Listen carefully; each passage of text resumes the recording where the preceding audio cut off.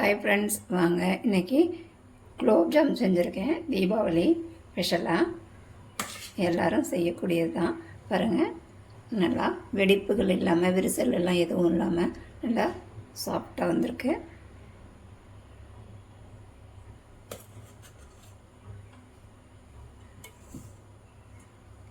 வாங்க இது எப்படி செய்கிறதுன்னு நம்ம பார்க்கலாம்.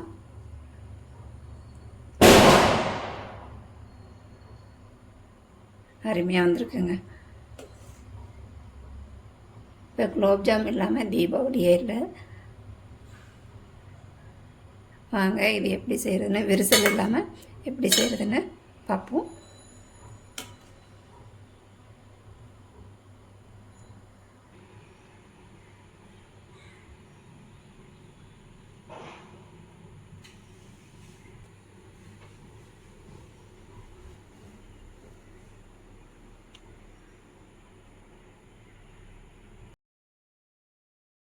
வாங்க இன்றைக்கி எம்டிஆரில் குலோப்ஜாம் செய்யலாம்.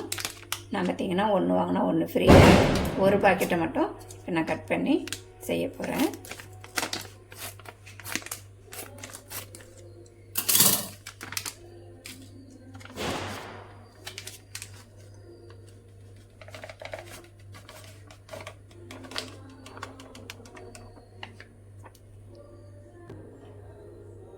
இதை இப்போ நம்ம நல்லா கலந்து விட்டுட்டு கொஞ்சம் கொஞ்சமாக தண்ணி ஊற்றி பிசைஞ்சிக்கலாம். பார்த்திங்கன்னா விரலாலேயே நல்லா பிசைஞ்சு விட்டுக்கலாம்.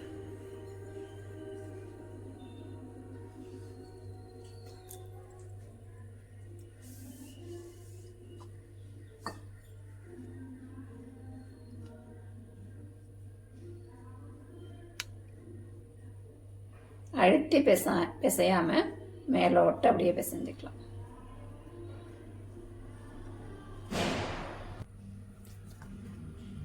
அவ்வளோதாங்க, நல்லா பிசைஞ்சாச்சு. அழுத்தம் கொடுத்து பிசையாமல் இருந்தாலே நம்மளுக்கு வெடிப்பு வராமல் இருக்கும். இது ஒரு 5 நிமிஷம் நல்லா ஊறட்டும். அதுக்குள்ளே நம்ம சர்க்கரை பாவு ரெடி பண்ணிப்போம்.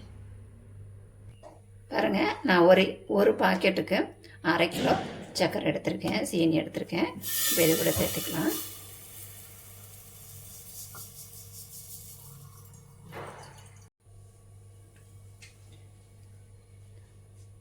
சீனி எடுத்த அளவுக்கு தண்ணியும் சேர்த்துக்கலாம்.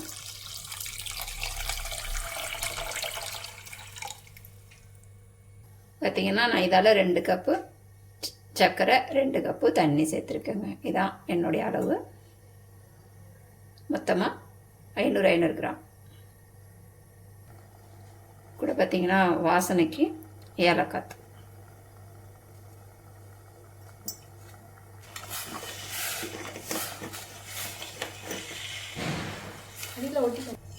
லைட்டாக உப்பு, ஒரு பிஞ்சளவு உப்பு சேர்த்துக்க.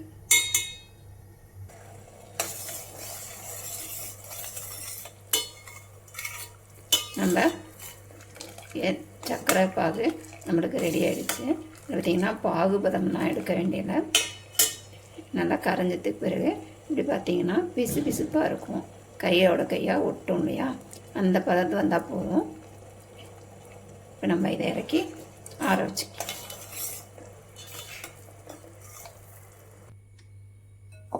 பாருங்கள், 5 நிமிஷம் நல்லா ஊறிடுச்சு. இதை நம்ம கொஞ்சமாக எடுத்துட்டு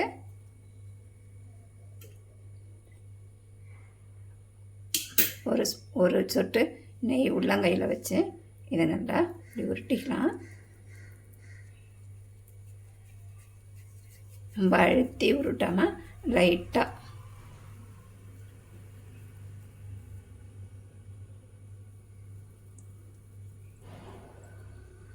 இந்த அளவுக்கு நம்ம உருட்டி எடுத்துக்கலாம்.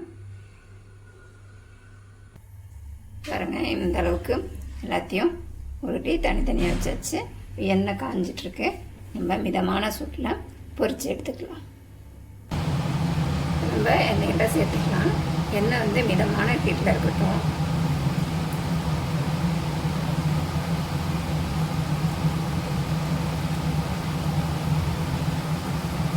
பாருங்கள், நம்ம போட்டோன்னு உள்ளே போயிட்டு அப்புறம் மேலே வருது.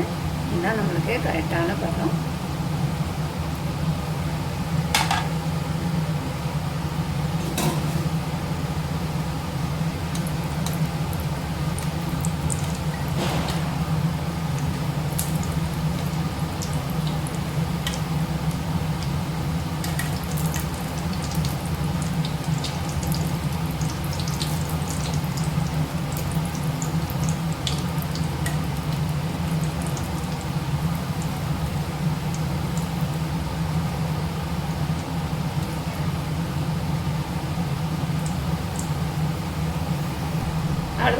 நல்லா பொரிஞ்சிருச்சு பாருங்கள். விரிசல் இல்லாமல் வெடிப்பு இல்லாமல் நல்லாவே வந்திருக்கு. இதே மாதிரி எல்லாத்தையுமே நம்ம பொரித்து எடுத்துக்கலாம்.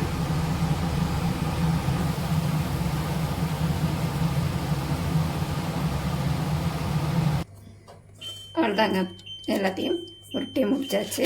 எனக்கு பார்த்திங்கன்னா ஒரு பாக்கெட்டில் 30 உருண்டை வந்திருக்கு. இது பெருசாகவும் ஒட்டிக்கலாம், சின்னதாகவும் ஒட்டிக்கலாம், அது நம்ம இஷ்டம்தான். எனக்கு பார்த்திங்கன்னா 30 உருண்டை வந்திருக்கு. இப்போ நம்ம பாகில் சேர்த்துப்போம். பாருங்கள், பாகும் நல்லா கரெக்டான பதத்தில் இருக்குது. நம்ம இதில் ஒன்று ஒன்றா சேர்த்து ஊற போட்டுக்கலாம்.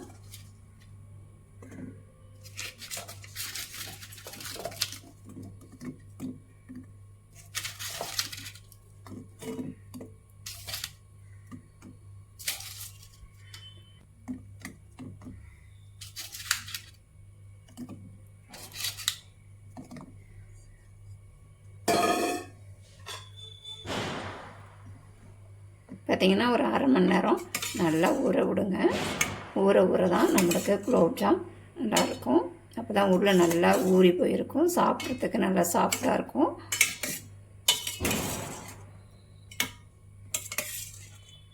நம்ம ஒரு அரை மணி நேரம் கழித்து எப்படி இருக்குன்னு பார்க்கலாம்.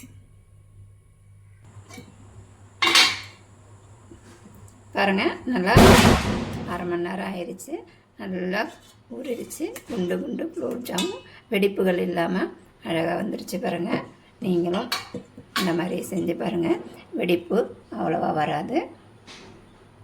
வீடியோ பிடிச்சிருந்தா லைக் பண்ணுங்கள், ஷேர் பண்ணுங்கள், கமெண்ட் பண்ணுங்கள். மறக்காமல் சேனலை சப்ஸ்கிரைப் பண்ணுங்கள். இன்னொரு வீடியோவில் சந்திப்போம். பாய்.